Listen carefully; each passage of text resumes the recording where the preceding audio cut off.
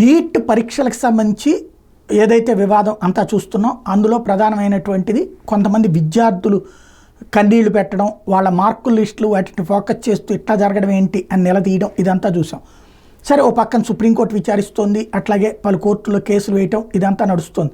ముందు అక్కడ కొన్ని చోట్ల లీక్ అయింది, ఈ చర్చ నడుస్తుంది. ఇంకో పక్కన నీట్ రద్దు చేయమని ఒక పక్కన, పిల్లల భవిష్యత్తు ఆడద్దంటూ విపక్షాల విమర్శలు, ఇవన్నీ చూస్తున్నాం.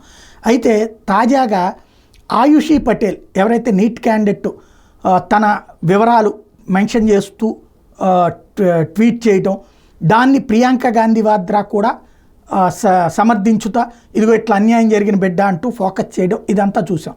ఇప్పుడు ఆయుషి పటేల్ చెప్పింది తప్పుడు సమాచారం, మీడియాకి పెట్టింది తప్పుడు సమాచారం, ఏదైతే ట్విట్టర్లో పెట్టింది తప్పుడు సమాచారం అన్నటువంటి విషయాన్ని ఎన్టీఏ గుర్తించింది. ఎన్టీఏ ఈ విషయాన్ని అలహాబాద్ హైకోర్టుకి చూపించింది. ఇప్పుడు అలహాబాద్ హైకోర్టు అమ్మాయి మీదన చట్టపరమైనటువంటి చర్య తీసుకోవడానికి ఎన్టీఏకి అనుమతి ఇచ్చింది.